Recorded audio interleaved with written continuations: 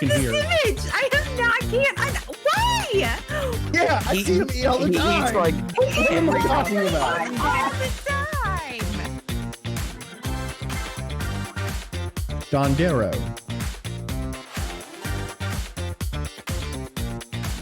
I'm a hot mess. Okay.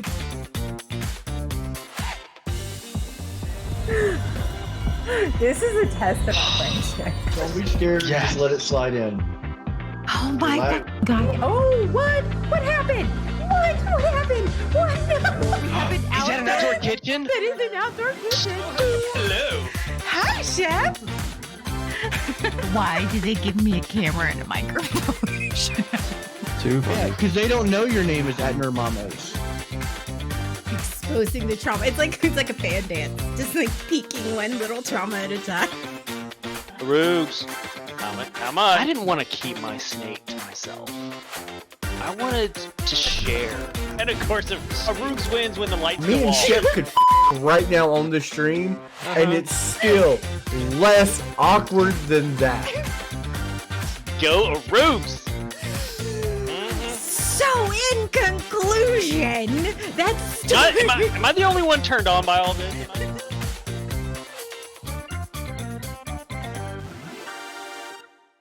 I'm Roogs. Welcome to my channel. Can hear. Image! I have not, why? Yeah, I see him eat all the time. He's like, what am I talking about? All the time! Dondero.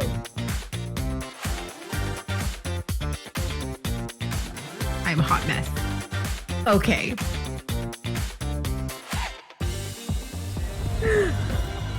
This is a test of our friendship. Don't be scared. Yeah. Just let it slide in. Oh my Relax. god. Oh, what? What happened? What? What happened? What? We have an Is that an outdoor kitchen? That is an outdoor kitchen. Hello. Hi, Chef. Why did they give me a camera and a microphone? Too Yeah, funny. because they don't know your name is at Nurmamos. Exposing the trauma. It's like a fan dance. Just like peeking one little trauma at a time. Roogs. How much? I didn't want to keep my snake to myself. I wanted to share. And of course, a Roogs wins when the lights Me go and off. Shep could right now on the stream, and it's still less awkward than that. Go Roogs! So, in conclusion, that's Am I the only one turned on by all this?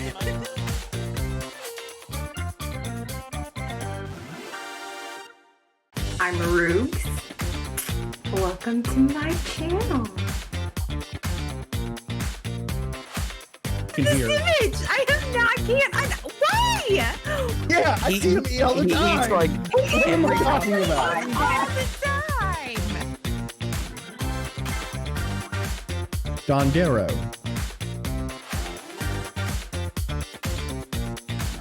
I'm a hot mess. Okay.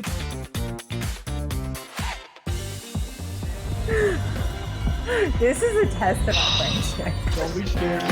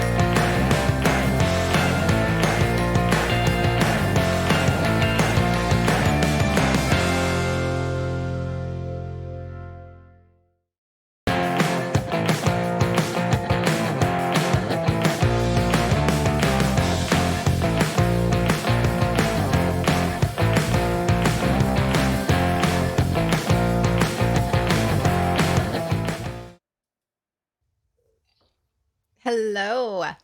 We are live. And welcome to Waking Up with Nana and Pepe. We're getting a little bit of a You late have audio? start. I hope so. We should. I'm doubled. Well, yeah. Okay. Try that again. Can they hear you? Are you fine? If you're doubled, you've got to talk. You know I'm fine. Look at this. I mean, I'm just fine. You're something. You're something. All right. Welcome to Waking Up with Anna and Pep Pep. I am a Rubes. Yeah. I am one of your hosts. I am also co-hosted by one of my best friends, Pep Pep, also known as Sean.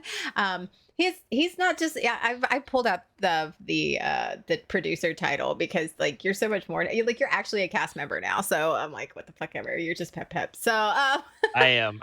This You're right. is Waking Up with Anna and Pep Pep, where we discuss our religious trauma or just our trauma in general. Sometimes it's hit or miss, but how like our religious beliefs have influenced our trauma, be it with our families or just ourselves. And so yeah, that's what we're doing. So here is our wonderful disclaimer that we have to do every single week because we don't want people to at us. So here on Waking Up with Nana and Pep Pep, we are not here to discourage or put down anyone's religious beliefs or faith. We think faith and religion are beautiful things when done in a mentally and emotionally healthy manner. We are not trained professionals. We are not licensed therapists. We are not licensed counselors. Fuck, we're not even certified life coaches. We are two trauma triscuits talking about our shit on the internet. However, if you do need professional help, we do have resources for you to get the professional help that you need. We also have a charity called Fight Against the Sadness, where all of the profits and proceeds of any purchase of the merchandise, as well as any donations made, go to Mental Health America. They are a great resource across the nation to help you get in touch with someone in your area to, help. But if that's the case, if you need a little bit more help, if you need somebody to help you find that, then we will be glad to help you. Sean and I grew up in the Southern Baptist Church, also known as the Southern Baptist Convention or the SBC. That is we're going to refer to it as the cults. A lot of how we grew up, the thought process is sort of what we were expected to believe and do. We're pretty cult-like. So if that upsets you, I'm sorry, then, don't watch. It's okay. We're cool with that. I'm having to add this on the end. Please be respectful of everybody's religious beliefs and their opinions and their thoughts. Remember, we are all different people. We all come from different walks of life. We all have different opinions, and we are all allowed those opinions and beliefs. So that is something that I feel like, now that we're getting further into this, just please be respectful of everybody's religious beliefs, whether you believe or not. That is really important to us. And with that, hey, what are we talking about today, Pep Pep? All right, we are talking about a group of people in the Bible who are who have been throughout the Bible and currently misunderstood, misrepresented, treated improperly, and have had the religion weaponized against them. We're talking about the women of the Bible. Yeah, this is the Bible has a very sordid history when it comes to how women have been treated and should be treated modern day.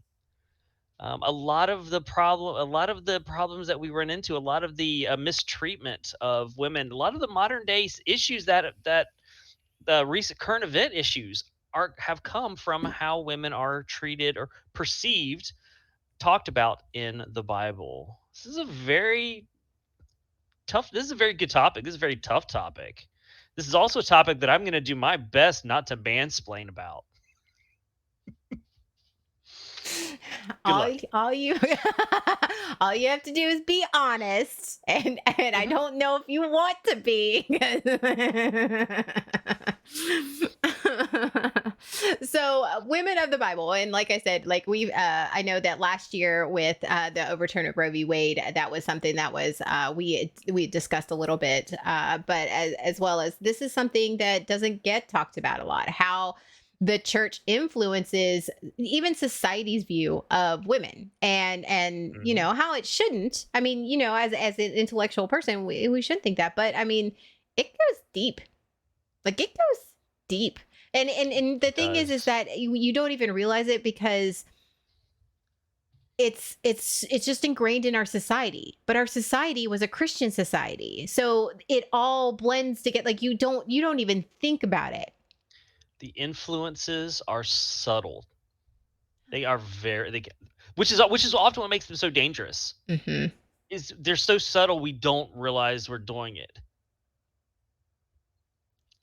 Yeah. Oh, I got a feeling I'm getting words that called came out of your in mouth. today's episode. the words that came out of your mouth, it was almost like you were like, oh, the sound, like this, oh God, like this bitter pill that you had to swallow. Like, that look on your face. Okay, let's so that being said, Yeah. I know. Not only does the Bible have some things, some ugly things or misunderstood things to say, but I just lost my train of thought. I was like right there on the tracks, and then it went. Oh, shock. I'll get back to it. I Okay. know, shocker, right? I think I think we should just start with naming some of these women, sort of how they were portrayed to us, and Yep. sort of like how that influenced, like, because a lot of these women that we're going to mention today. I mean, there's how many did you say? There was like 120 170 women like mentioned in the Bible. Yeah, mentioned. Mhm. Okay. There's 170 women in the Bible, but like these are like sort of the ones that were Yeah. like I want to put. Yeah, these are some of the ones that were bigger, like the top. If you were to say like the top 20 women in the Bible, the ones that we know the most they were about. 'Cause God's some top of them are 8. just mentioned. and if you They get were that his reference, MySpace top. if you get that reference, you old as the Bible. His Fab Five. They were, yeah. I do want to put a little disclaimer on this as we talk about them. At least this is for me. This may not fit for you, but when we're talking about these, a lot of what we're talking about is how we were taught about these women, not necessarily what the Bible says, what we read and what we know, but what we were taught, because sometimes that differs. Very, very different. Yes. So if you're hearing something that we say and you go, well, but that's not what the Bible says, or that's not what you have to. What we're trying to do is remember that this is like Eve. This is what we were taught to believe about Eve, or this is how Eve or any other person was used to push forward a narrative. That's what happened with a lot of women in the Bible. We weren't taught the story. We were taught how to apply that to the narrative, whatever narrative was being pushed, which was usually not in women's favor. And I say, and by usually, I mean it was never in women's favor. I'm just gonna put that one right there on the nose. It was never. Yeah. All right. So since you mentioned her, let's start with Eve. Okay. Let's Eve, start. all right. Yay, Eve. Eve. Who is touted to be the first woman made and taught to us, like all of these. Eve was the wife of Adam. They were first the man and woman. And Eve was made, like it was, okay, what was it? It was Adam. He made Adam, saw that he was lonely. So took his rib and made this woman in the image as a companion and a helpmate to Adam. But yeah, go ahead. But however, she was not the first woman. Just FYI, just let you know, if you're going to go through all that myth, she was not. Actually, Lilith was. It was Adam and Lilith, and they were made at the same time. But Lilith had opinions. Lilith was her own. Lilith was like, fuck no, I'm not going to be subservient to anyone. So what happened? What happened was, we were taught that, she is the devil, like she is evil. We are going to cast her out of and we're going to try again. We're going to try again because we don't need a woman that's opinionated. So she is now attributed to Lilith, the mother of Satan, like all of that, like in the bad, she's a bad, all the bad woman. Stuff. And then Eve, she had opinions. Because she had opinions. Yeah. So what was that discussion between Adam and God like? What was Adam like? God, you got to help me out here, dude. Seriously, I mean, come on. I can't. Bruh, she won't do what I tell her to. Like, yeah, bruh. she won't do as she's told, dude. Yeah, come on, dude. You think it was like a bro dude conversation? Oh, absolutely. Absolutely. Oh my god. Eve, the first lady of Rough Rider. Yeah. Yeah. Yep. Okay, so we have Eve, like we have first woman take two. Yes. And then what is she like? She's supposed to be the helpmate. She's supposed to be Yes. the one that is The just there, the companion. companion. So Mhm. what happened? What happened, Sean? You want to tell us what happened? I want to hear from a man's perspective. What happened? What did they tell you? From What did what they did tell they? you? Okay, Yeah, thank what you did they for tell clarifying you? that. What was I taught? Mhm. I was taught that she was deceived first. That's an real life. important. Yeah, in real life. In real life. That was important. She was deceived first. She wanted to go above her station. She was weak because she was deceived. She wanted more. She wanted more. She's always wanting more. Those bitches always wanting more. She wasn't. Bitches They're never always want more. satisfied. They're never goddamn satisfied. They're never satisfied. You know, she had Right. this Eve. She had this She garden. had it perfect. She had everything she ever needed. She had no Mhm. shame. She had everything. And then somebody comes along and has her go, "Are you sure that that's everything? Are you sure? Are you sure this is Mhm. everything that you want?" Ooh, which is then she's like, "Well, she's well," and I want to say, okay, here's my opinion on that. You have opinions. I have opinions. So okay. So she's over here and she's all like, living in the Garden of Eve, la la la. Mhm. And okay, so but she's told, don't eat of the tree of knowledge. Okay. All right. So but then, okay, here's Satan, the ultimate deceiver, and is all Mhm. like, why? Like, why? And she didn't have a good reason why. Like, he's over here going, he's making her never satisfied. Thank you, Calvina. Thank you for that reference. Never been sad. Yeah, you aren't the only one that went there. So here you are, and like and it's somebody because all symbolism, right? This is all symbolism because Mhm. really I don't believe that Yes. Adam and Eve were like the first name, but whatever. This is the symbol, the myth. This is a myth. So Mhm. here Satan is the ultimate deceiver, the bad guy, actually making her question, why am I following this directive? Yeah. God didn't give a reason. He didn't say don't eat of this because it could hurt you or this is bad for you. But first off, why are you creating something and putting it in the Garden of Eden that would hurt you or harm That's you? like entrapment. Yeah. So, okay, whatever. So yeah, here's that. But okay, I digress. So here's this Satan that's the bad guy, right? Told to us that is the bad guy, Satan, evil. And she's deceived. She is deceived. She's told, she's like, and she's so stupid. She's so naive that she takes this bite of this apple or fruit or whatever. It varies. Like she eats this fruit, becomes wiser, and she's aware. Now she's self-aware. She's self-aware. How dare she? Self-aware. And now she's like, okay, well, she realizes she's starting to realize all these things. But here's the thing. She could have been self-aware. Here's what pisses me off. She could have been self-aware. And been like, you know what? I'm just gonna see if I can run over this Adam dude. She could have, if she were really like. But no, what does she do? She goes, hey, there's this great thing. Like I can actually think. I have a mind. I understand things. I'm not here. Try this. Adam tries it, and then God gets really pissed. Why does Sky Daddy get pissed? Because now Adam and Eve have motherfucking opinions. So now Adam and Eve are aware of themselves because now they're not subservient themselves and following orders blindly. And now God's like, get out. So Sky Daddy is obviously not a brat tamer, because that's what happened. Is his creation, his subs got a little lippy. And he was like, "Nah, I'm not having none of that."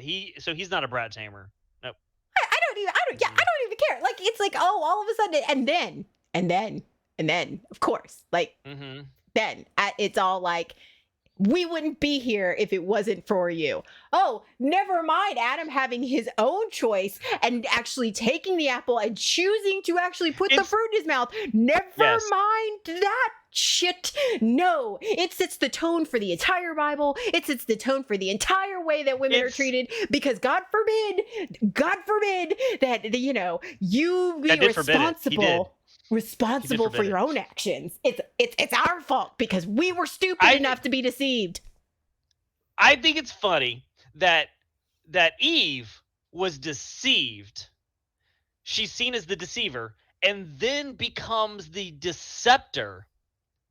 So she's stupid enough to be easily deceived, but smart enough to be the deceiver, to turn right around and be the deceiver. Adam, however, is not stupid for being deceived. He was duped because she was such a deceptor. She's bad on both ends. She gets all the blame, and he gets none of the blame. And if you're saying, this kind of sounds familiar, yeah, this theme runs out all of Christianity. Calvino says, you ate my food in my house. I built for you. Get the fuck out. Right? Mhm. Why? Okay, Yeah. Why? We're gonna do Why? That's the other thing. Why? Why put that So for the shit pot- there? so for the potluck. I'm gonna put an apple in the middle of my house and tell everyone not to touch it. See how long it lasts. With the BSBN? It's gonna end up somebody's butt. it's gonna be somewhere. It's true. It will be somewhere. Oh, R.I.P. Yes. But see, that's and the reason we start with that is because that is literally the tone of the entire way that any of these women are portrayed, how we were taught how these women were portrayed. And we're not saying that men are bad. This is not a major feminist episode of women are good, men are bad, because no, that is not at all what we're saying, because there are bad women in the Bible. Maybe not as bad as they were taught, but that's beside the point. It is what we're saying is how we were taught to view this specific gender, and how we were taught how they should be, and how it affected our interpersonal relationships with people, and my relationship with myself. So that's why this is not a feminist man hating thing. This is not it. But we are trying to be honest about what was taught to us, and it happens to be one of those male chauvinistic dominated things, and women are subservient. So I'm just making that clear right now. We're not man bashing. I love men and women, so I mean, it's fine. Okay, it's fine. So just before you at us, that's where we're going with this. Okay, so an apple a day keeps. If you throw it hard enough, Calvino. That's true. You're right. Yeah, start checking them out, people. So anyway, your opinion on the Eve story, like that. There you go. No, I agree with you. And unfortunately, it's still a very common perception nowadays is that. I mean, you see it with the idea of women. Women are taught this, especially when I was growing up. The youth girls were taught it was their responsibility. Like you don't want men to have lustful gaze, lustful eyes. You don't want your fellow man to stumble. That responsibility was put on the women by how they acted and how they dressed.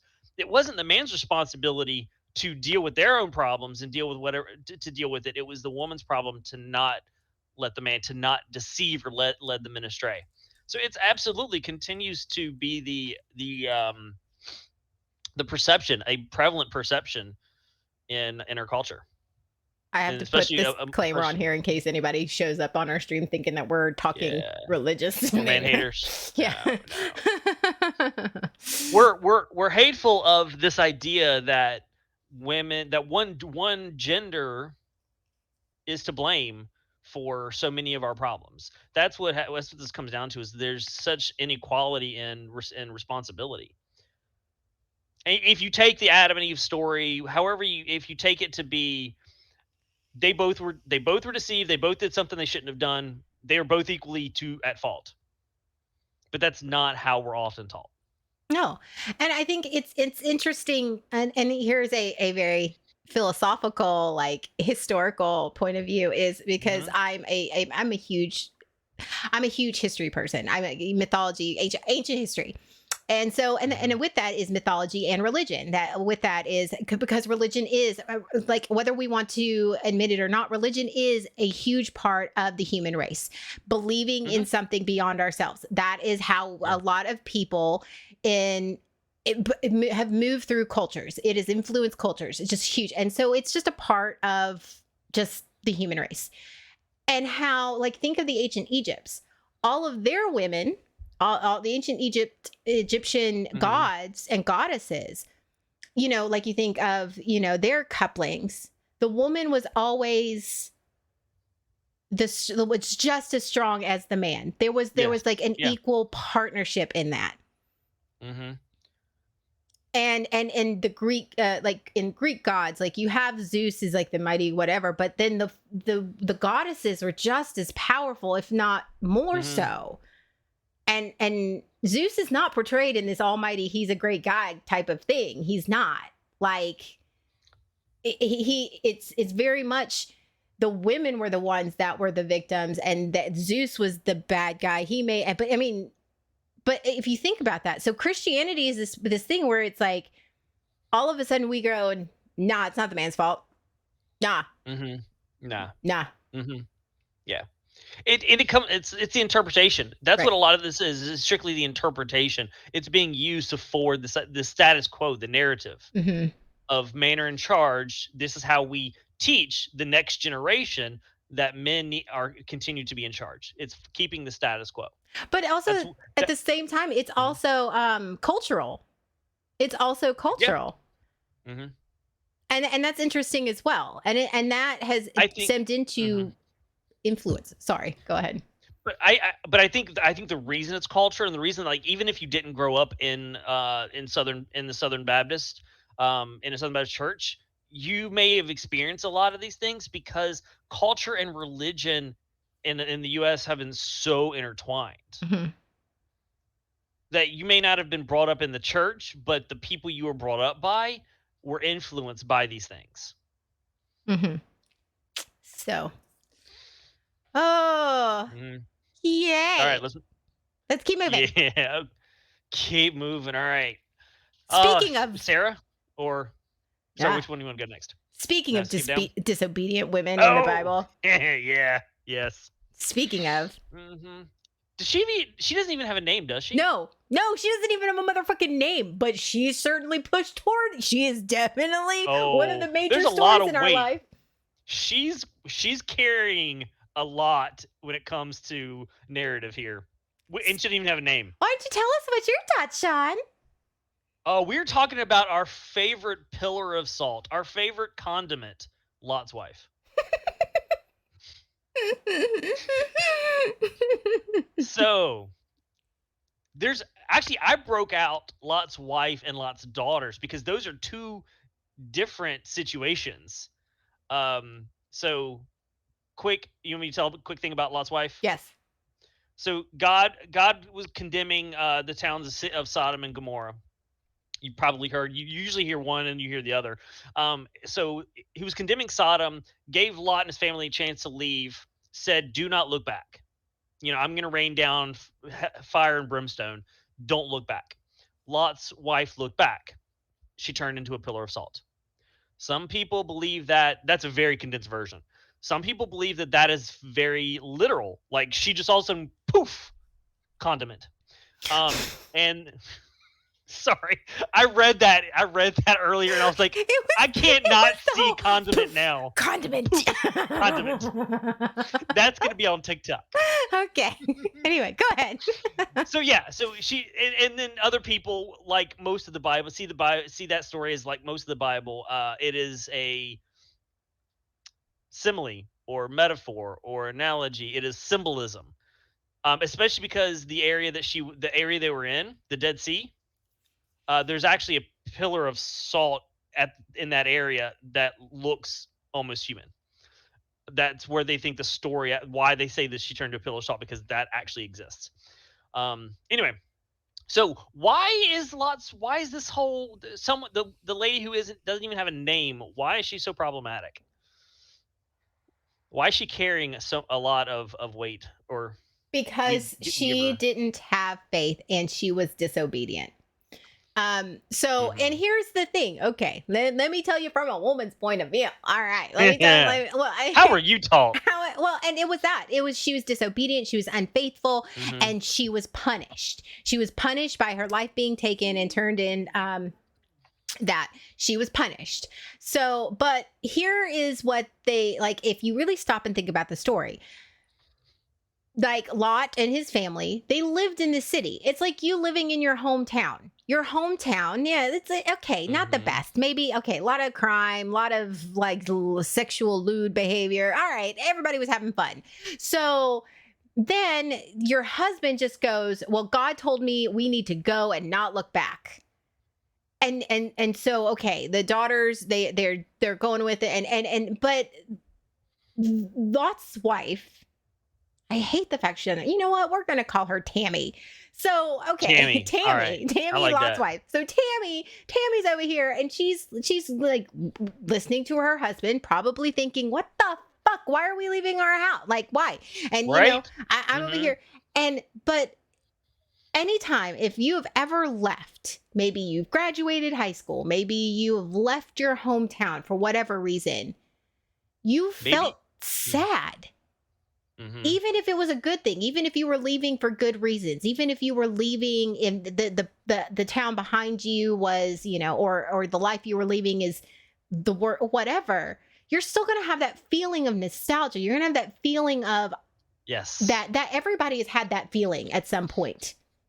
Mhm. And you wanted to reflect. You wanted to have that one more moment of I am leaving my home forever and my life is going to change forever. And of course she's going to look back. Of course. Like Mhm. she's like, she needed to have one more moment Mhm. to take in that her life was going to change forever. Yes. And poof, condiment. Oh my god, that's now my favorite phrase. But do you see what I mean? It That's was absolutely correct. Yeah. You're right. Who isn't gonna do that? On top of that, God needs to stop doing this whole "don't do the thing," because as soon as you're told not to do the thing, what are you gonna do? I'm gonna do the thing. Don't eat from the fruit. I'm gonna eat the fruit. Sky Daddy says he likes brats, and then He punishes does them. not. Harshly. Not even a punishment. That was a straight up harsh punishment. Right. Like he could have said, "Stay focused on this thing ahead of you." No, he says, "Don't look back." But that's okay. He's I a mean, forgiving and really. loving God and a vengeful God.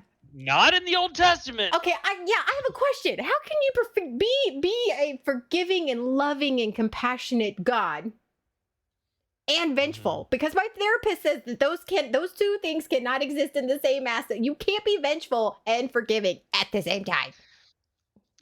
Because God. But Yes. we digress. Sorry, I have opinions. Okay. No, that is a good question. Of all the flavors in the world, God made her salty.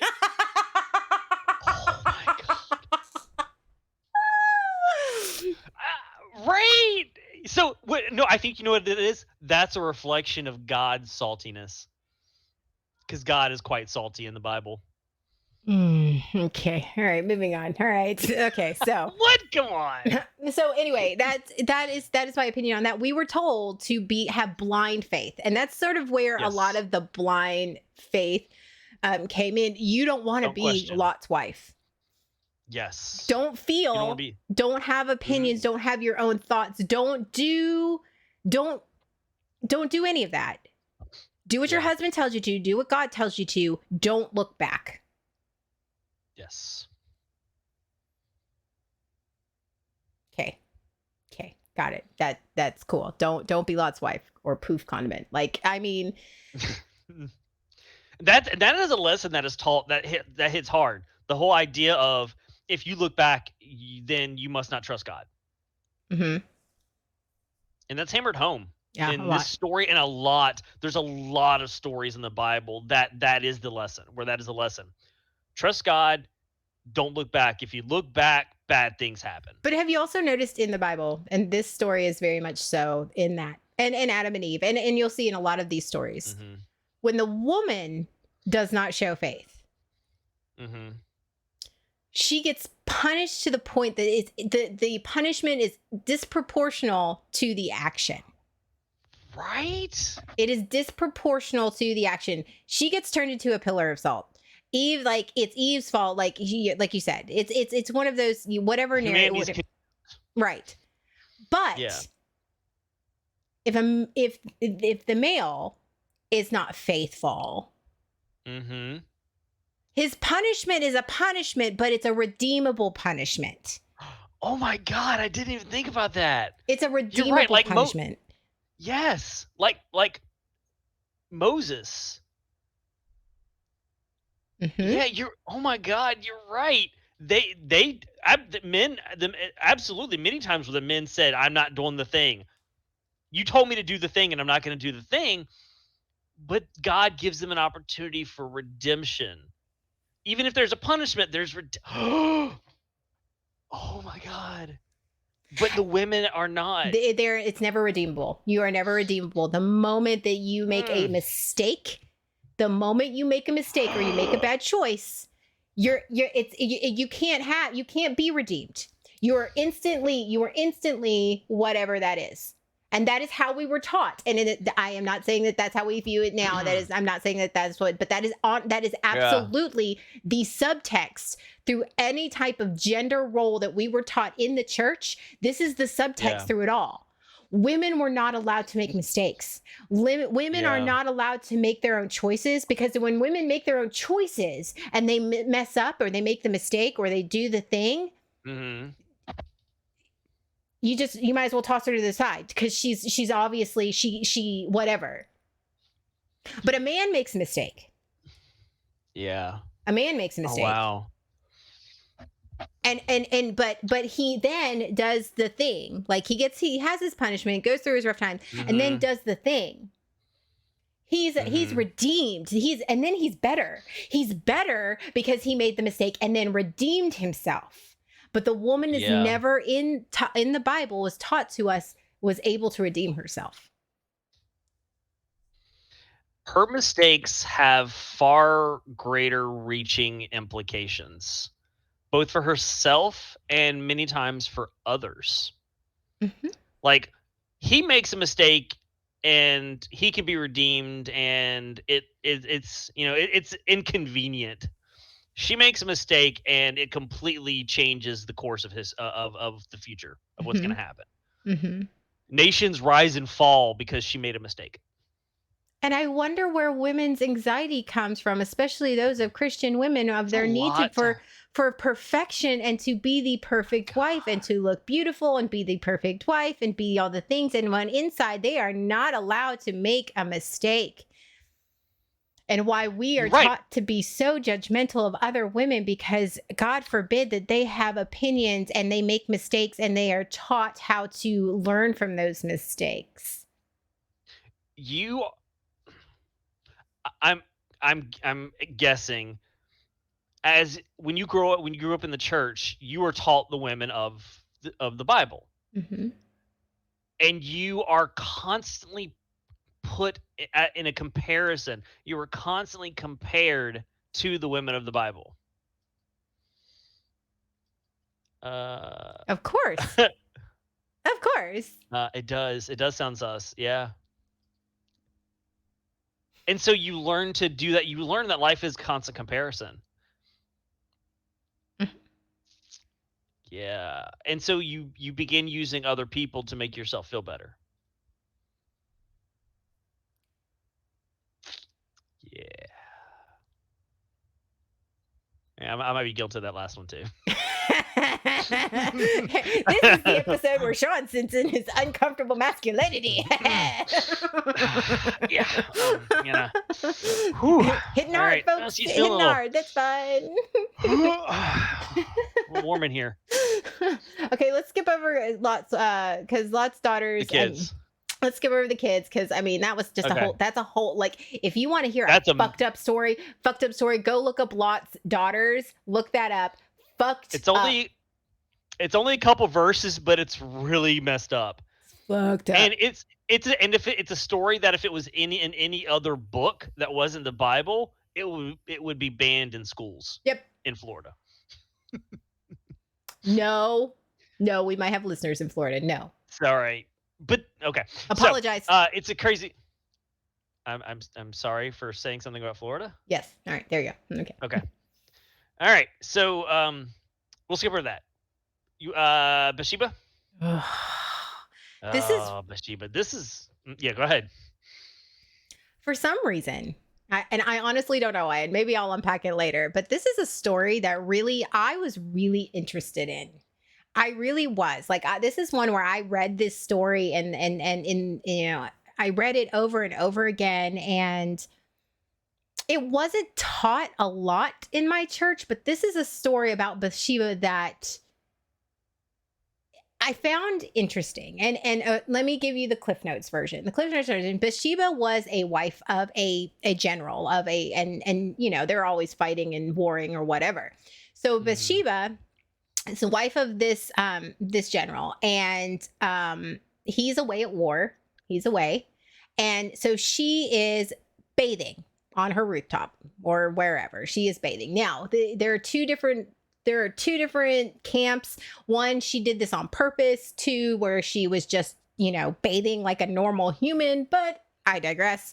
So, she's bathing. David is out in his palace, and he can see into and he sees her bathing, and he is filled with lust. And then he sends his soldiers to go get her, and he sleeps with her. Bring her to me. So like, I mean, and you're not gonna, and at first, like, she doesn't know why the soldiers are coming to get her. Like, she doesn't know any of that stuff. She just knows that, okay, well, I mean, maybe I'm being summoned. right. You don't say That's no to your probably king. what it is. And it's David. Yeah, of course. You're not gonna say Yeah. no to King David. And so, then, okay, so she thinks it might be about her husband because her husband was a high-ranking general. Well, no, Mhm. okay. And Then they're all of a up- no. sudden, David just takes what he wants because David takes what he wants. And It then, does. lust turns into love because it always does, right? And Mhm. she ends up getting pregnant. Mhm. David impregnates her. She ends up getting pregnant. Mhm. She was coerced. I'm not going to say that she was, assaulted, but I'm going to say that she was coerced. She didn't necessarily could say no, but Your king wants to hook up with you. There's a reason businesses in the military have a fraternization rule. Because when there's a power dynamic, it's almost always going to be coercion because you feel like you cannot say no. That's coercion. so then So David decides, well, she's beautiful and she's really great lay. You know what? I want her. I Yep. want her. So what does he do? He has her husband killed. He's like, you know what? but not directly. Not directly. It's no. fine. He just puts the Soldiers back. I'm gonna put you right here in the line of fire. Yeah. So plausible deniability. I didn't Yes. kill him. Oh, we're like, no, it wasn't my. But then, so the baby she has, it dies, and so she's all like, well, maybe I'm unfaithful because God was punishing David. So then David was like, oh, I feel really bad that I did all this and I was unfaithful. So I'm gonna get you pregnant again. And then she ends up being the wife, and with God, being the wife of Solomon, who ends up being the King Solomon, who follows David, one of the great kings, wise king of whatever. Solomon was a result of coercion and rape and murder. Yeah. But it's great King David and wise King Solomon and poor Bathsheba, who's over there, has no motherfucking choice. Yes. This story was taught to me as a David's redemption story. There was very little said about Bathsheba beyond she was a plot device in David's redemption story. That's pretty much it. Mm-hmm. Forget the idea of consent and coercion, because you don't learn that we didn't learn that in the church. Mm. We didn't And it understand seemed perfectly, except do you notice that, like, when we hear that story, like, we're looking at it through they now. gloss over. Right. We look at it now through the kink community. Yes. And think that is egregious. First off, you're watching her without her consent in the first place. But second, like, all of this is egregious. But we're taught that, first off, I was taught, I can't say, she was bathing on the roof. Why was she bathing out there? And she tempted him. That this all happened because she was tempted him. FYI, and it was also learned she was getting cleansed. She was cleansing herself because you had to cleanse yourself after you had that time of the month. That she wasn't over there tempting anybody. She was just getting clean. Like, really. Again, it's making it the woman's responsibility. Right. And I wonder where it's like, oh, let's like hide ourselves in, like, hide ourselves away and don't let anybody look at us, because God forbid David actually be responsible for his own lust and his own responsibility. And okay, you know what? I'll even take it as far as he took her and slept with her, but did he have to kill the husband? Well, the reason she got pregnant, he got her pregnant, he slept with her, got her pregnant. He had been at war for months or years even. There's no way her husband, could have gotten her pregnant.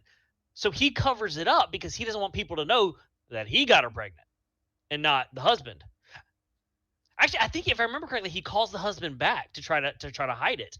That's what it is. He calls the husband back so that they'll sleep together, so that he won't be blamed for getting her pregnant. But then they don't sleep together. Because when he, like, the husband was like faithful, and like he's like, you weren't supposed to. He was like, this is not okay. My brothers are fighting. It's not okay for me to sleep with you. And so that's why he decided to kill Uriah, is because he was covering up. He was covering it up. This story is taught. This story was taught to me as the moral of the story: God works through flawed people. No. God works through flawed men. Correct. Thank you. That is the correct story. You're right. God works through flawed men. The situation with Bathsheba, that was a flaw. That was a bad choice. She didn't have a choice. None of it was her choice. If you read through the entire story, none of it was her choice. Yeah. And when your king summons it, when your king it's coming from your king, there really isn't a choice. So, yeah. Not a good look. Not a good. It doesn't work for the PR team. We're gonna have to, like, we're gonna spin this. King David tried to spin a little bit. Hi, King David. This is your PR company. Okay, so we're gonna need you to, like, we're gonna need some. But you're gonna need to work with us here. Yeah. We need a cleaner. That's what he did. He's like, we gotta have a cleaner. They need Olivia Pope. Oh my God. A fixer. All right. So the fixer, yes. All right. Okay, so the next woman that we get, we gonna have to put a hell spell. It's like right. Yeah.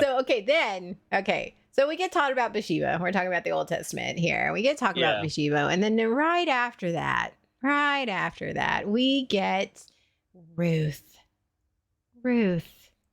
The faithful, loving, not only wife, but daughter and daughter-in-law. Daughter-in-law, yeah. This is a story of her and her mother-in-law and their journey together. So, I told the story of Bathsheba. You can tell the story of Ruth, because I'm interested to hear how you were taught it. Oh, there was very little taught about it. It was, at least as far as I remember, it was her and mother-in-law went to a new land, and she met, was it Boaz? And she married Boaz, and then she did some important stuff. The story was that was that she was faithful. She believed in God. She dealt with a lot of bad circumstances, and her reward was marrying Boaz. That's what you were taught? That's what I remember. Yeah. There's an entire The book of the women- Bible. The women. I was taught very little about the women in the Bible. I'm telling you. Yeah. What? Oh, what? What? In my church, the men in the youth group, we had separate youth groups for boys and girls. They didn't put us together because we needed to learn things differently or something like that. Yeah. So my we brain just went poof taught- condiment. Like, I don't know, like, what? Okay, all right. Well, Yeah. Well, apparently, we had totally different viewpoints. We did. Yeah. Okay. It was not important as a man growing up in the church. It was not very important for me to learn about the important women of the Bible. And that is why there's so many unsatisfied Christian women. Anyway, so Not wrong. So Not wrong at all. on so many levels. But okay, so Ruth, there's a whole book of the Bible. So Ruth was got married. And in that culture, once you got married, you lived with your spouse's family. Now some tribes, the man moved in with the wives, or vice versa. But you left you cleaved yourself from your family. That's where that whole came from. You left the family, and you are now your spouses. You are loyal to them. So they travel, and so her mother-in-law is all like Cliff Notes version. Her mother-in-law is like, Yeah. no, like Naomi. Yeah, Naomi is like, no, you can go live your own life, whatever. And I think like her husband had died or something, and she's like, no, go. Yeah. And Ruth is like, no, I will never leave you. I will never leave you. I am here with you till the end. I am faithful to you and it's that whole. Ruth had this faith in her family, and her family was it. And it was, you will give everything and sacrifice all things to your faith and to be loyal to your family and your mother-in-law. And it didn't matter like about your parents, as long as you were faithful to your husband's family. That's a good point. That was never, oh my God, that was never part of my learning. And Ruth was this faithful. Ruth and Naomi were these faithful women and believed in God. And Ruth would follow this. Like, there's this whole verse. I don't even remember because this story just pissed me off the entire time. There's this verse where Ruth is like, I will follow you. I am here with you. I am here with you till the end. Yep. It's you and me. And I am, no matter what's going on in my life, I'm here for you. Oh my God. Here, I'm going to look up the Bible verse. You keep talking about that. Yeah. Keep talking about that. That was never that idea of staying connected and the importance given to the husband's family. Because if I remember correctly, in the day, the expectation was that she would be given to someone else, be given to a brother or a son to keep her in the family. So she decides to stay with the mother-in-law, and it's a story of their being faithful through the hard times and getting through it together. It almost feels like a Disney story. Okay, so a really bad Disney story. So what is the importance of Ruth in the Bible? And from Christian, following your heart with integrity can increase your influence with others. Because Ruth followed her heart and went with Naomi. Even Naomi is like, girl, go live your life, do your thing. Like, your husband's died, you're widowed, you have no child. You can go live a life. And Ruth was like, no, I'm going to go with you. I'm going to follow you. And that's how she met Boaz and became the mother of, and helped because she became the ancestor of King David. Yeah. A lot of the women are only brought up because they are in the lineage of David. Or Jesus. Which David and Jesus are there. Yeah. Mm-hmm. Yes. So yeah, well, no, we were taught like, you could go live your own life. Now that Yeah. you're free of all the responsibilities, but no, you live with integrity, and the integrity and the faithfulness to your family. You need to put your family above your own choices, and with that, putting your family and putting your own, putting your life aside and living the life of Mhm. others is going to reap rewards. Maybe not now, but maybe down the line. Maybe you choosing that again, you do the good thing and you'll eventually get to heaven, regardless of what you're Yep. doing right now in your life. I wonder what the relationship was between the two of them. Like, was it a stereotypical in-law relationship like we have now? Because that would. Can you imagine how miserable that would have been? um, Oh the no, here it is. I do Here it is. remember. Here it is. Here's the verse. Where you Yeah. go, I will go, and where you Yep. stay, I will stay. Your people will be my people, and your God will be my God. Where you die, I will die, and therefore I will be buried. May the Lord deal with me, be it ever so severely, if anything but death separates me from you. AKA, I'm codependent, and I'm going to follow you wherever you go. That I- was, you are no longer your own person. You are now connected to your in-laws, and you don't have. You're gonna do whatever they do wherever they go. And you were talking about stereotypical mother-in-law, daughter-in-law, or just mother-in-law. Okay, you're in the church, right? So Mhm. we're just coming at this from a Christian, Southern Baptist point of view, right? So this Mhm. is not all mother-in-laws or daughter-in-laws or even son-in-laws and others. Do you ever think that, okay, once your child gets married and your mother-in-law, think about it. The stereotypical is the mother-in-law comes in and is bossy and tells you what to do and tells you how to do it and all these things. Do Mhm. you think that this might have a little bit to do with it? Because, I'm going to come in here and I'm your mother-in-law. And so Ruth was over here like going, no, I'm going to listen to everything you say and do everything you say. But you don't want to, you're like, but why? Like, Yeah, I think this was held up as you should listen to your in-laws.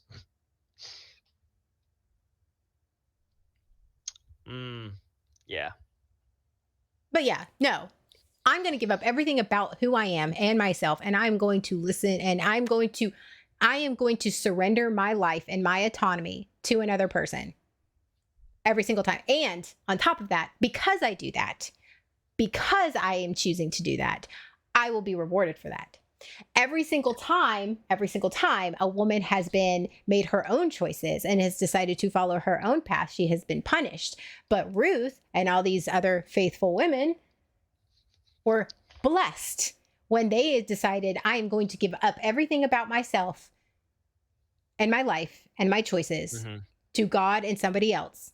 And that's how I'm going to be blessed. And that is how I'm going to be rewarded. And that is how I'm going to succeed.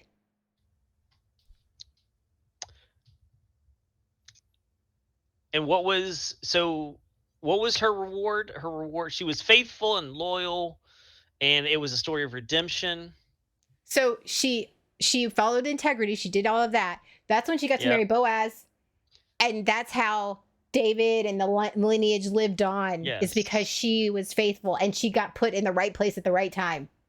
So her reward was marrying a guy and becoming part of the lineage. Yeah. When your reward is being able to marry someone, when they are your reward, yeah. What lesson? Think of the lesson that is teaching. You're like, yeah, I know I was taught that lesson. I'm thinking about that lesson. Okay. Well, all right. I'm As thinking about somebody that who has lesson, not been and I'm taught. going, Okay. All right. yeah, I didn't. This wasn't really taught, but I do. The things I do remember are, it was mother-in-law. She was faithful and loyal, and she got to marry Boaz, and then life was good. That was the story. With the little paper cutout figures on the static cling little Oh, static the little board that felt board. Oh my the little god, felt the board. felt Yes, board. the felt That was board. the The best. felt board. Those are the best. I'm gonna bring those shit. gotta- I'm gonna, you ma- you know, I'm make gonna 'em- bring that shit make back. people walk I'm gonna around. I'm gonna have a felt You board. should have a felt- Oh my god. We Oh need a my felt God. board. We do For need a these felt board. stories, Yeah. So here we go.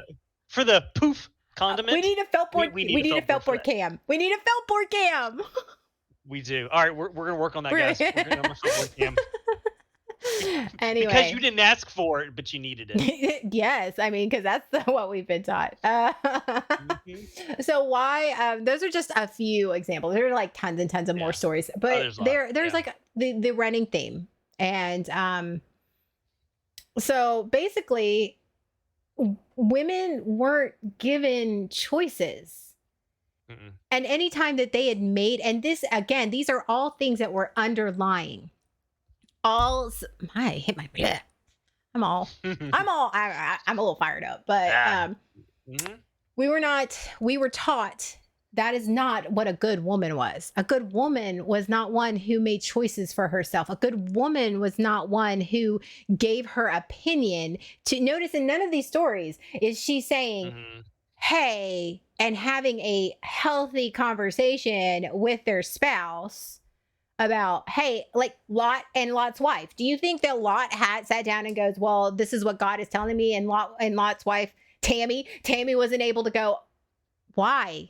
Like, why? Yeah, okay, so God told you to?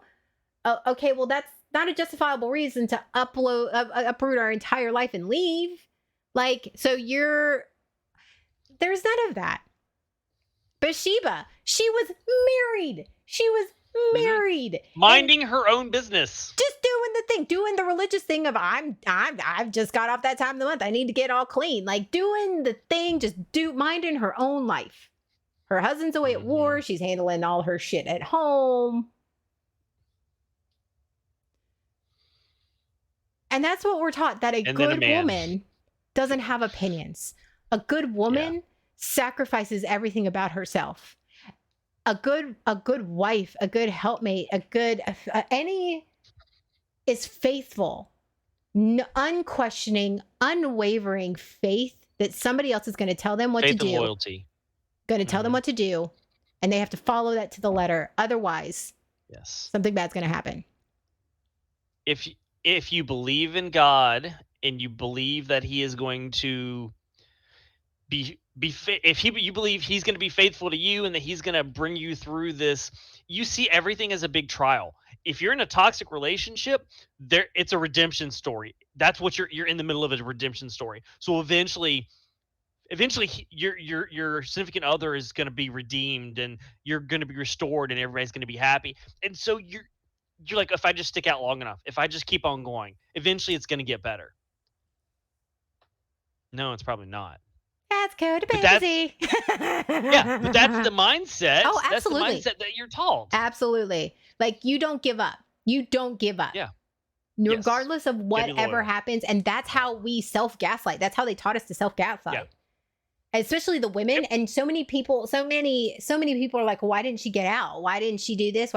Especially those of a evangelical Protestant faith, be it Mhm. whatever Baptist, because there's a lot of that significant faith, of that mindset, that you have to be faithful and you have to just stick through the bad times and it'll eventually get better. Because if you make a choice to save yourself, if you make a choice to then you are not faithful and you don't believe in God. That you are, because it's very black and white. There is no redemption for you. There's no redemption for the woman. You either Mhm. choose to stay and stick it out and be like Ruth and be faithful, or you're like Lot's wife and you Yeah. make your own choices, or Eve, you make your own choices Mm-hmm. and you're condemning yourself for the rest of your life. Yeah. There's no redemption arc for the Very female in the stark. story. Mm-hmm. You are right. Yeah. You know, Sorry, it's a little bleak. I was just looking. Actually, I was just thinking about something. Is looking through some of our list. There is a whole lot of she was faithful, and God allowed her to bear a son. That's the story of a lot of the people, a lot of the women in the Bible. Mm-hmm. She listened to God, she obeyed, she was faithful, and she was barren, but God gave her a son. That's the whole arc. That's it. And of course the church capitalizes on that.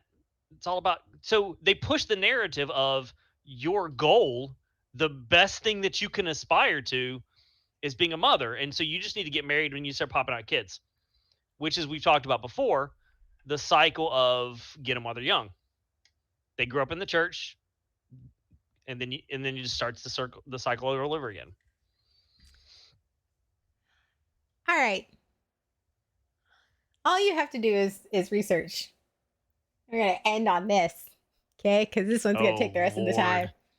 You look up the virtues of a good Christian woman. Yes. Motherfucker ass shit. Like, that's only. You're talking about the big old chunk there at the end? The big chunk that, of. That is a pretty controversial topic right there. Yes, People, very much so. People fall on, some people fall on one, some people fall on the other side of it. Like, some people absolutely hate this.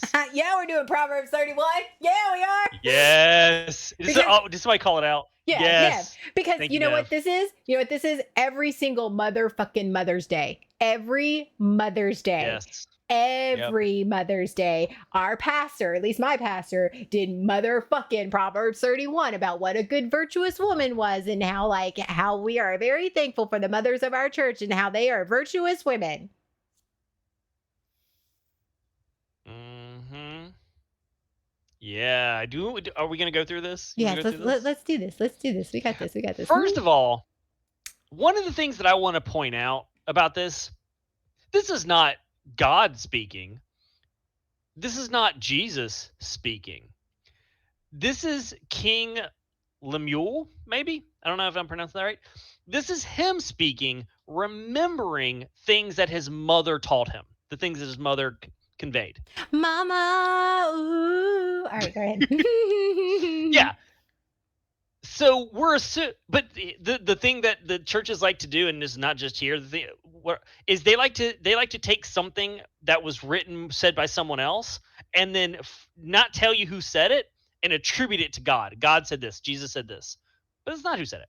So anyway, you get this king talking about what his mama taught him. A wife of noble character, who can find? She's worth more than rubies. Her husband's got full confidence in her, and she lacks nothing of value. She brings him good and not harm all the days of her life. We're not going to read all 28 verses of this. We're not doing it. Oh my God. Okay, I made a list. Okay. Read the list. Jesus. There. All right. You made a list. All of these virtues. All right. So she brings dignity, patience, diligence, generosity, courage, wisdom, and devotion. She represents the intrinsic values of godly womanhood.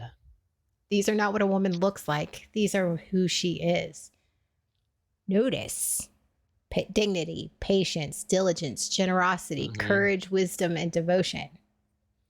Mm-hmm. What's not there? Oh, nothing about strength of character. Nothing about strength of any kind. No. Mm-hmm. No. Dignity. It's wisdom. Wisdom is a big one. Yeah. Wisdom. But nothing about Nothing about intelligence. It's all of. This is all. How does she support him? How does she make his life better? That's what almost all of these verses are about. Be patient. Be patient. Mm-hmm. Don't ever stand up for yourself, but you have to be patient. Have dignity. Don't feel anything. What does it mean to be dignified? What does it mean to be dignified? That means you never you dignified. You never let anything ruffle you. You Yep. patience. And so you have to be patient with everybody. Well, there's an intelligence in business. Yes, that is true. Mm-hmm. Yeah, there's about her buying land and running a household and doing trading. Yes, there's a section on that. There's also a section on not eating the bread of idleness. That's a fun one. Okay, this Just one looking says for. wisdom. Proverbs 31 woman, and that's what they say. They called it the Proverbs 31 woman. Proverbs 30. There's Okay. there's a whole ministry behind with Okay. titled that. Yeah.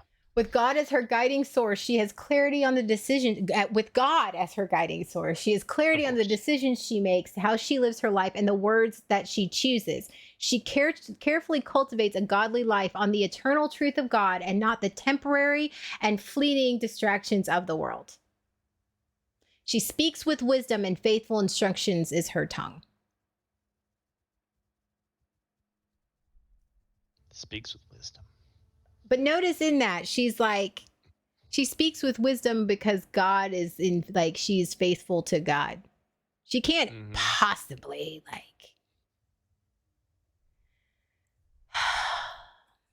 But we are also, I would like to point this out, we are also looking at this verse through the eyes of somebody who is somebody who supports females and how their point of view.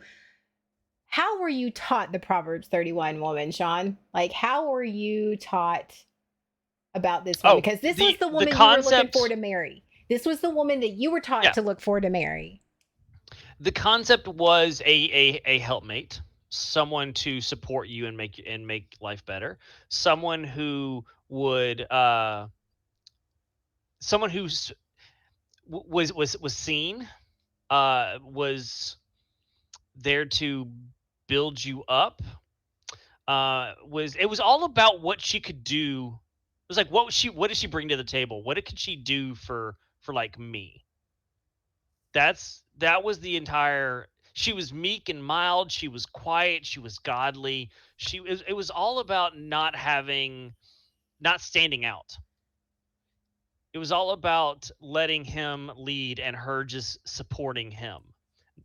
She can have opinions, but she shouldn't really speak them out. So this website, The Beloved Woman, for devotion. Okay, Proverbs 31:30. Charm is deceptive and beauty is fleeting, but a woman who fears the Lord is to be praised. Their explanation of this. The Proverbs 31 woman is a woman of devotion. She is not praised because she is a giving and a good businesswoman or how well she takes care of her home. She is praised because she is first devoted to God. All of her virtuous qualities are founded on her devotion to the Lord. Yeah. Well, remember, it's the triangle. Remember, this is a threesome between husband, wife, and the threesome. Husband, wife, and God. I feel like that they made the triangle, and I'm like, if you do this and you put God at the top, I'm just saying they were giving you a roadmap, fellas.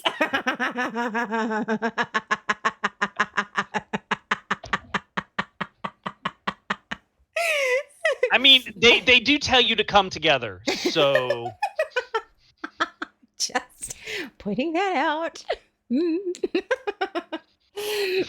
Firm and steady pressure. No, that's a different part of the body. That's a Oh, okay, gotcha. But yeah, it was all about. It was never.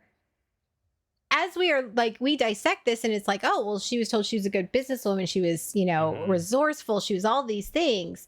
But the part that bothers me about this verse particular, charm is deceptive and beauty is fleeting. Okay? So it's one of those, you can't be personable. Because to be charming, and as somebody who tries to be charming, and maybe he's naturally charming, I'm trying to not be self-deprecating. So as someone who is charming and has a personality and is good looking, like all of those things, like that's not important. having a personality and being charming and making somebody comfortable around you is not important as you being, As what they can do for you. you play lip service to God, you'll get into heaven. Yeah, it's not as important. You can't be charming because you have to be devoted to the Lord. And what is the Lord? You are meek and mild and subservient to the Lord. So if you're faithful to the Lord, you're not going to be charming. Yeah, because God doesn't need that. No, because God's Sky Daddy, and Sky Daddy, you do as you're told, and you don't say anything. Yes. The part that I saw a lot is this talks about not being idle. This talks about all these things that she's doing. Her lamp doesn't go off at night. She's always busy. In her hand, she holds the distaff of grass suspended with her fingers. She's just constantly doing something because she can't be idle. This kind of speaks to me because I deal with this. It's that idea that you have to always be productive. You can never just take a moment and take time for yourself and enjoy downtime. And it's always You're something in service of others. Yes. There's always something you could be doing. Helping the needy, going to market. Serving at the potluck, serving on a committee, making sure that you have the flowers. You can go visit the shut-ins. You can insert teaching whatever. Sunday school. Yeah. You should always be busy. And so what that creates is when you do take downtime, when you just worked yourself to a point where you're just exhausted, and as soon as you try to spend some downtime, you feel guilty for it. You feel shame. You're like, oh, I shouldn't be. There are things that I should be doing, and I'm saying that because that is something that I deal with a lot, which is probably maybe why I read into this. That's what I read into this. But that's also what was taught. I remember the women in the church were always busy. The pastor's wife, there was always something to do. There was always something to organize. They were always productive. Oh, yeah. There was always yes. This one was used a lot of why it was the woman's job to take care of the house. Mm-hmm. Yep. That's why it was very much hit home of, well, it doesn't matter if you have a job. Your number one role as a Christian woman is to take care of the home. Mm-hmm. You have to take care of the home and the kids. And then if you have to have a job, that comes second. That's why there's that whole focus on the family. That is why there's a traditional house, is because that all sits traditionally. Now, I am not saying anybody any male watching this podcast ever thinks or believes that. I am not saying that. I am saying traditionally, that is the societal thought, especially if you are part of the Christian faith, is that it is your job, number one job, to be a good wife and a good mother. And take care. And what does that mean? That means to take care of everything at home. And if you have to work to help take care of the home, that is, but you got to come home and make sure that you do everything else too, which is why she never sleeps. She never sleeps at night. Okay. So you worked all day, but you got 12 more hours at night, right? You get home at 6 and you have till 6 a.m. You have 12 more hours. That means you can clean the house and you can make sure the kids get dinner and you can make sure, again, I am not saying anybody watching this does this. I'm saying I know for a fact that all of y'all do the chores, which is great, which is why you're watching this podcast. But I'm saying that is how I was taught, that no matter, I come home, my job is to get married and be the perfect wife. And then when I have kids, as soon as possible. And then once I have kids, I got to be the perfect wife and the perfect mother. Yep. And then I have to make sure I'm being a good mom, and that even when I come home and I'm exhausted and I need, especially for somebody with a neurodivergent brain, I need a moment to gather myself. I need a moment, but no, I can't, because my kids need me. And okay, my kids need me. And then my husband comes home, and he's got to do those things. And I got to make sure, because he's exhausted from his job. From his job. And I get that, because I'm exhausted from mine. But it's your responsibility. Right. Again, I'm not saying my marriage is like that. I'm just saying that was what was That is taught. what. That was what Yeah, was taught. that's how we feel when we approach marriage and relationships. That's how we feel. Is we're responsible, especially women. You're responsible for your husband. Just because you feel exhausted, your husband comes home and he feels exhausted. Even though you're exhausted, you got to cater to him or to the home or whatever needs to be done. If you have a job, your first job is the home. If you have a job, outside of the home, that's on you. You need to figure that out. You cannot. What they tell you is that you cannot shirk your duties at home for your job. Mhm. So you have to do both. It's never about you working together with your spouse. It's all about these are your responsibilities. And that is where the Christian faith or any type of faith like this influences pop culture, because how many, Yes. even in pop cultures, those who aren't maybe not Christian, maybe but in pop culture, how many times do we hear women shaming other women? Well, no, you work, like you must not love Yeah. your child, or you must not love your husband, or you're exhausted. Why don't you just put on some makeup? You wonder why your husband is pulling away from you. It's all the woman's responsibility. And Mhm. that is a societal thing that has been influenced by the Christian church, which is psychologically and emotionally damaging to women. Now, Mhm. am I saying that we're all like that now? No. Again, I am saying that this is just something that was taught to us and that that we had to overcome, and that I never subscribed to, and so I was always made to feel ashamed because I never subscribed to that. And on top of that, I did stay home with my kids for a year, and I was absolutely Mhm. miserable, and it was isolating, and it was hard because I Yeah. was like, I was being a good mom. I was staying home with my kids. They were babies and they were like, whatever. But it was one of those, I didn't feel any self-fulfillment. And then I felt guilty because I'm over here and Yes. I'm a stay-at-home mom and I should be living the dream, is what I was raised to believe. I was raised to believe I was living the dream. I was able to stay at home with my children, and my husband was go take out her work. And all I had to do was concentrate on the home. And it was exhausting and isolating because Yes. my entire life were these two children who couldn't have a decent conversation with me. And my husband, when he came home and he was tired and exhausted from his job because his job was super hard, and then it's all of a sudden I'm just sitting here and I'm going, I was told all my entire life that this was supposed to make me happy and that this was supposed to make me a good person. So why do I feel like shit?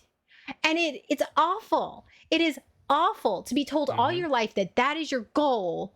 And when you get there and you're finally there and you're miserable and you're going, well, what the fuck is wrong with me? Yep. You think something's broken.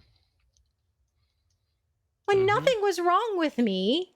Nothing was wrong with me. I was a human. I needed adult interaction. Mhm. I needed something more than what I had. And that's okay.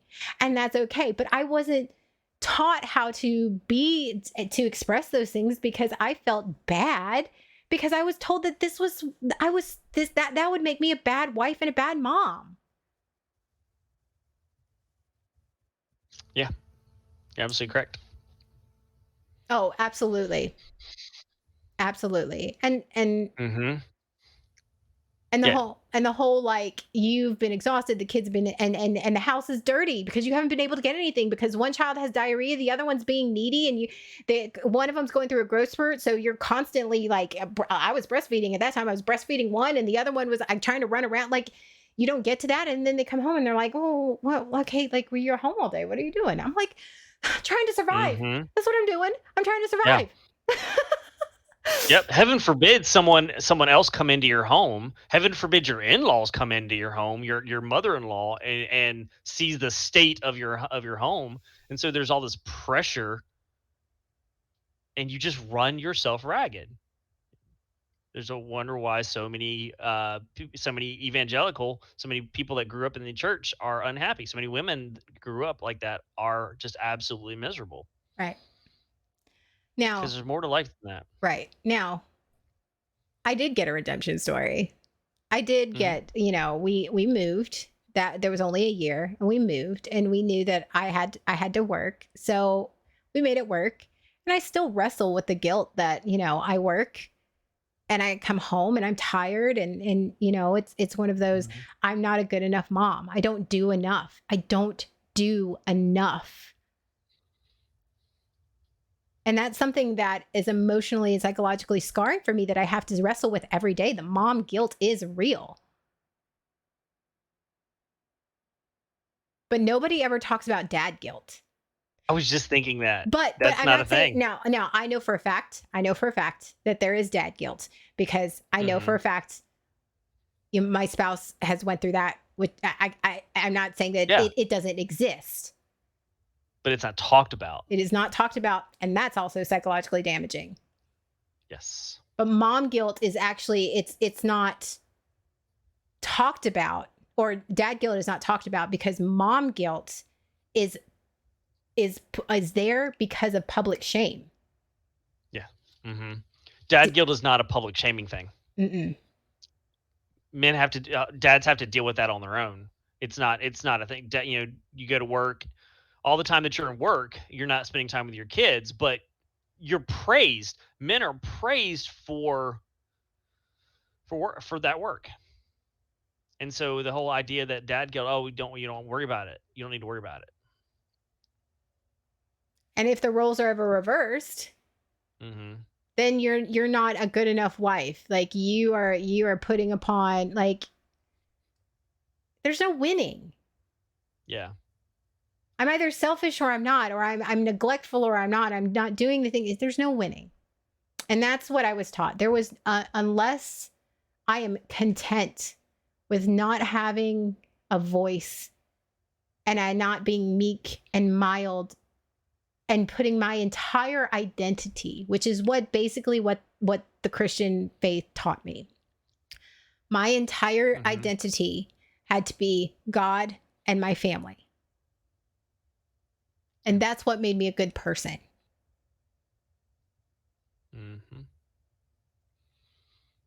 And here's the thing. I got out of the church and I had 2 daughters. And I said, fuck that shit. Fuck that shit. It's not about them getting married or having relationships. I don't go, oh, who you like today? No, I ask them what they did in school today. What subject do you like today? Their life is more than their relationships. Yes. There. They are more than their relationships, and they are more than what they do and the products that they produce. Yeah, that's such an important lesson. That's one that I was not taught. Personally, or about women? Oh, I was talking about myself. Oh. I was talking about myself. Sorry. But yeah, that's good. That's a good lesson for your daughters to learn, is they are valuable just by being who they are. And one last thing. Yeah, I'll give it to us. Women have to be subservient and under, and not in the fun way, under men, always less than. Less than. There is no way that they can be better than any man, because God forbid that they make somebody step up, that they challenge somebody, that they make that, well, she's better than me. Maybe that means that maybe I want to be more. Because when somebody challenges you and somebody's better than you at something, it should be inspirational. But that's not the way. If a woman is better than you, that is not how the church is taught. The woman is better, then obviously you are lacking as a man, and that woman is not doing what she needs to do. Because a woman should never, ever be better at anything than a man. She is there, back to Eve, she's there to be a helpmate. Yeah. Women are taught to be relegated to a support role. Here's what I say to that. You can support this motherfucker, because I am done. I am fucking done. There you go. Yes. So, yeah. Then in conclusion. Yes. Do you want to say something on the male side of it? Let's just like male and female. He said, she said. Talk to our men out there about women. Yeah, Rook rants. Women are more than their ability to get married and to have kids. Women aren't here to serve men in any way, shape, or form. There's no subservience at all. There's no women are deceitful. These lessons that have been taught are extremely harmful. And whether or not we realize we adhere to them, many of us often do, especially if you're my age, because that's where a lot of the stuff has come from the 70s, late 70s, 80s, 90s, is be mindful of any of those subtle ways of thinking that women can't be better, women can't be successful at this, or subtly conveying to the women in your life what is important, what you think is important for them, and making them feel guilty for what they want to do with their life.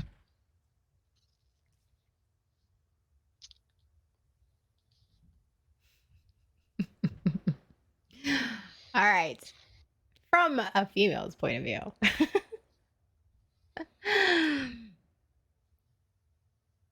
We are no different. We just have different body parts. We're not less than. We're not greater than. And our value as a person should never, ever be about what we can do for others. Our value as a person should never be how giving and kind, and that is the virtues and the characteristics that are often how we're measured by. Now, there are women out there now, has this worked in women's favor? Yes, because there are a lot of women who are abusive and mean and gross and just absolutely abhorrent, and they can hide behind the subtle and, oh, well, she's a female, she absolutely can't be terrible, just like domestic violence can go both ways. So, Yes. and I am a huge supporter of men and their mental health and domestic violence, because I've seen it. I've seen women be awful. And so, yeah, but it can swing the other direction. Right. Yeah. But that's what I mean. We are no different. We're just as smart and just as talented. And just because maybe if you're a male, if a woman is better than you, that doesn't mean that you're less of a man. Two things can exist in the same space. There doesn't just have to be just one. It's not fucking Highlander. There can only be one. There can only be one. No. It's not a pie chart.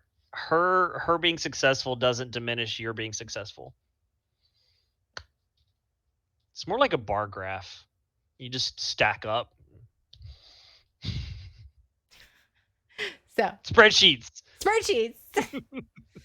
So yeah, there's so many more that, like we said, 170 women in the Bible, but this is one, like we sort of missed Women's Month, like Women's History Month and all that. So I wanted to fit this in there, but because it is important, it is something that we're taught about how we view genders and how we were. It really does affect, especially with the fact that the 1 year anniversary of the overturn of Roe v. Wade, like we're not given choices. We're still to this day not given choices, and. Yeah. In a society today where we're more accepting of women and their roles, we still have a long way to go. And it can be, as somebody with 2 girls, it can be emotionally and mentally damaging. So I know it was for me. So I never want my girls to ever feel like they have to be something to someone. I need them to be themselves. I want them to be something to themselves. And that's the lesson I didn't get taught. I'll spread them sheets. My bed is almost. Oh yeah. So, okay, with that, now, well, here we go. Here we are. All right. So right now he is live. I just saw him. We are going now for John's first stream of The Last of Us. He is doing a full gameplay, and he will be gameplaying until I go on for 76 Sundays. So that's gonna be a good time today. So it'll be a lot of fun, and so it'll be a great game of The Last of Us. And you know, if you've seen the show, it'll be a lot of fun. And yeah. So I hope to see. I know that watching John play and then watching me play, I hope you guys show up for 76 Sundays. Like, you know, if you're not, that's fine. I'm still gonna fuck around the wasteland and find out. It'll be fun. Who knows? I might be in my underwear and not on stream. I mean my character. Oh, okay. Yeah, so You can't tease us like that. That's just wrong. if that's the only way I get viewers, I mean, I might think about it, but you know, I'm not. You wouldn't be the first. You're right, but I'm not that person, so I'm Yes, showing you're up so not. hard. So anyway, we're gonna raid over to John. Thank you so much for joining us this Sunday, and yeah, we'll see you guys later. Bye. Now I gotta figure out how to raid. Jesus. Okay. Oh, /raid in the Dondero. No, I got it. I have a raid button. Okay. My I- button doesn't work anymore. I Mine don't know doesn't why, either. but it doesn't What work. the fuck? Yeah, they took away the command. You need to fix your buttons. in /raid? Touch Portal. /raid space the Dondero. Okay, fine. There. There it is. All right. Learn something new. We'll fix your Touch Portal. I gotta fix mine. Okay. All right. Now Let's we're get outta gonna- here. There you go. Bye. 3, 2, 1.